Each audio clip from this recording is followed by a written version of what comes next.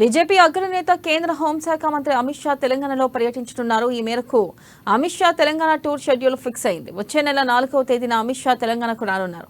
రాష్ట్ర వ్యాప్తంగా బీజేపీ చేపట్టిన విజయ సంకల్ప యాత్ర ముగింపు సభలో ఆయన పాల్గొనున్నారు. ఈ నెల 24వ తేదీన అమిత్ షా తెలంగాణ పర్యటనకు రావాల్సి ఉండగా పలు కారణాల వల్ల స్టేట్ టూర్ క్యాన్సిల్ అయింది.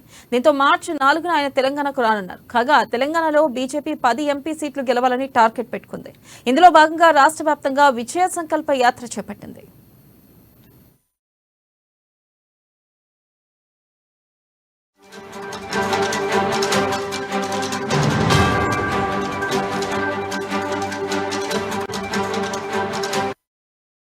ఇక ఈ నెల 16వ తేదీన బీజేపీ స్టేట్ చీఫ్ కేంద్ర మంత్రి కిషన్ రెడ్డి హైదరాబాద్ లో ఈ యాత్ర ప్రారంభించారు. యాత్ర కోసం బీజేపీ రాష్ట్రాన్ని 5 క్లస్టర్లుగా విభజించింది. 5 క్లస్టర్లలో యాత్ర మొదలుపెట్టి చివరగా హైదరాబాద్ లో ముగించనున్నారు. యాత్రలో స్టేట్ బీజేపీ అగ్రనేతలతో పాటు జాతీయ నాయకులు పాల్గొంటారు. విజయ సంకల్ప యాత్ర మార్చి 4వ తేదీన ముగియనుంది. యాత్ర ముగింపు సభను భారీగా నిర్వహించేందుకు బీజేపీ ప్లాన్ చేసింది. ఈ నేపథ్యంలోనే యాత్ర క్లోజింగ్ కార్యక్రమానికి కేంద్ర మంత్రి అమిత్ షా హాజరు కానున్నారు. ఇక దీనిపై మరింత సమాచారాన్ని మా బ్యూరో చీఫ్ కృష్ణమూర్తి అందిస్తారు. కృష్ణమూర్తి, థ్యాంక్ యూ వెన్నెల. వచ్చే నెల 4వ తేదీన కేంద్ర హోంమంత్రి అమిత్ షా రాష్ట్రానికి రానున్నారని చెప్పేసి బీజేపీ వర్గాలు పేర్కొన్నాయి.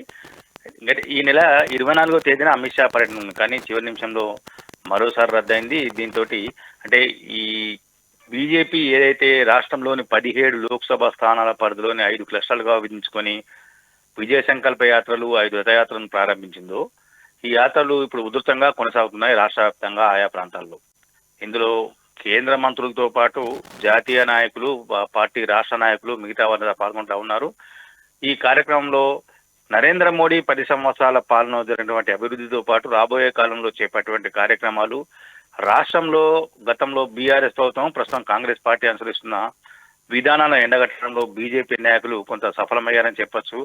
ఆయా ప్రాంతాల్లో రథయాత్రకు భారీ ఎత్తున ఆదరణ లభిస్తా ఉన్నది. ఈ రథయాత్రలు వచ్చే నెల 4వ తేదీన మిగనున్నాయి. ఈ ముగింపు సభకు అమిత్ షా రాబోతున్నారు. ఈ సభలో ఈ సందర్భంగా భారీ ఎత్తున బహిరంగ సభ ఏర్పాటు చేసి రాబోయే కాలంలో అమిత్ షా నరేంద్ర మోడీ ప్రభుత్వానికి ఎందుకు తెలంగాణ ప్రజలు మద్దతు ఇవ్వాలి అన్న విషయంలో అమిత్ షా కొంత స్పష్టత ఇచ్చే అవకాశాలు కనిపిస్తా ఉన్నాయి. ఇప్పటికే రాష్ట్రంలో కనీసం 17 లోక్సభ స్థానాల నుంచి 10ని బీజేపీ కైవసం చేసుకొని ప్రయత్నాలు చేస్తామని, ఇందుకు సంబంధించి యోజన చేస్తామని ఇప్పటికే 6 అభ్యర్థులను ప్రకటించారు అని చెప్పేసి కొంత ప్రచారం జరుగుతూ ఉన్నది. అధికారికంగా రాకుండా మొన్న జరిగిన 3 రోజుల క్రితం జరిగినటువంటి ఢిల్లీలో జరిగిన సమావేశంలో కిషన్ రెడ్డి కొంత జాబితా ఇచ్చారు, ఆశాబాహుల జాబితాను లోక్సభకు సంబంధించి.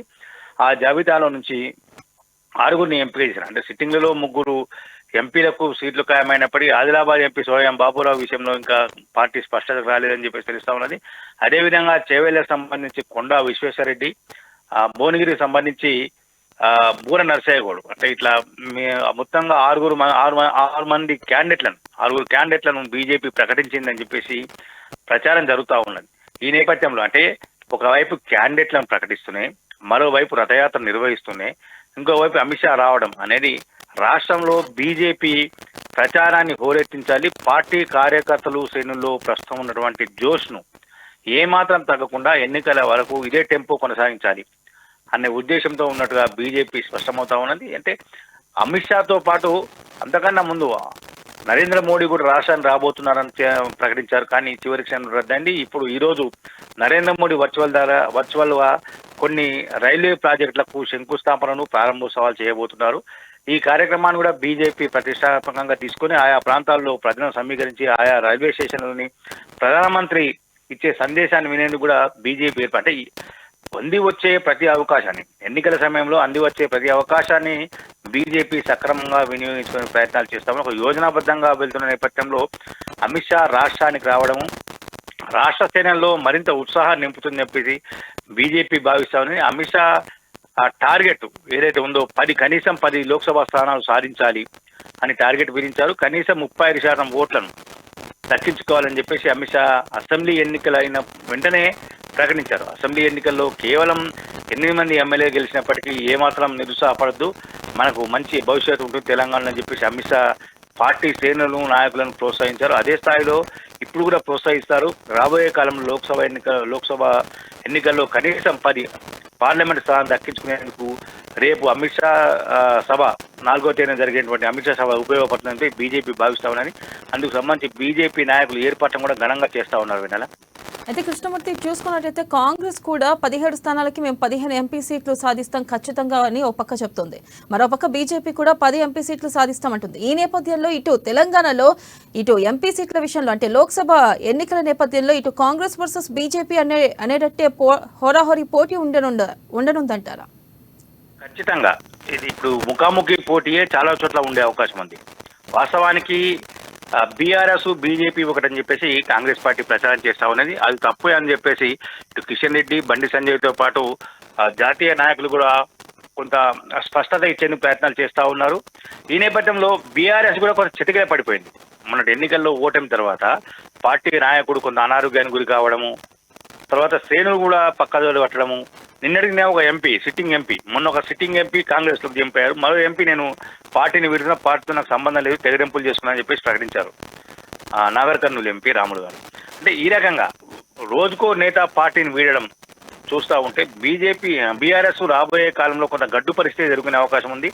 లోక్సభ ఎన్నికల్లో ఆ పార్టీకి పోటీ చేసేందుకు అభ్యర్థులు లేరు, ఎవరు ఇష్టత చూపట్లేదు, పోటీకి ఆసక్తి చూపట్లేదు. పోటీ చేయాలంటే భారీ ఖర్చుతో కూడుకున్న పని కాబట్టి ఇప్పటి సమయంలో గెలిచేందుకు అవకాశాలు లేవు కాబట్టి ఖర్చు పెట్టుకొని ఎందుకు వెయిట్ చేసుకోవడం అనే ఉద్దేశంతో పార్టీ నాయకులు ఉన్నారని చెప్పి తెలుస్తుంది. కాబట్టి ఈ నేపథ్యంలో బీజేపీ వర్సెస్ కాంగ్రెస్ మాత్రమే ఇక్కడ పోటీ గట్టిగా ఉండనుంది. అంటే ఎవరికి వారుగా చెప్తా ఉంటారు, గెలిచిన పోటీలో ఉన్న 10 మంది కూడా 10 మంది గెలుస్తామని చెప్తారు. అదేవిధంగా కాంగ్రెస్ తాము చేసే సంక్షేమ పథకాలు చేసే పాలన విషయంలో ప్రభుత్వంలో పాజిటివ్ ఉంది కాబట్టి ఖచ్చితంగా మేము ప్రజల్లో గెలుస్తాము, ప్రజల మన్ననను పొందుతాము, ఖచ్చితంగా మేము అనుకున్న 17 సీట్లు సాధిస్తామని చెప్పేసి కాంగ్రెస్ పార్టీ భావిస్తుంది. అదేవిధంగా బీజేపీ కూడా కేంద్రంలో నరేంద్ర మోడీ ప్రభుత్వం చేస్తున్నటువంటి సంక్షేమ పథకాలు ఎంతో మందికి అందాయి. నరేంద్ర మోడీ అనేక అభివృద్ధి కార్యక్రమాలు తీసుకోవడంతో ప్రజల కోరికల మేరకు నెరవేరుస్తూ ఉన్నారు, ప్రజల అభిష్టం మేరకు పాలన సాగిస్తూ ఉన్నారు. కాబట్టి ఖచ్చితంగా మోడీకి మద్దతు ఇస్తారని బీజేపీ భావిస్తుంది. ఏదేమైనప్పటికీ ఈ ఎన్నికలు రాష్ట్రానికి సంబంధించి చూసుకుంటే హోరాహోరీగా ముఖాముఖిగా తలపడే అవకాశం అయితే స్పష్టంగా కనపడతా ఉన్నాయి. Thank you.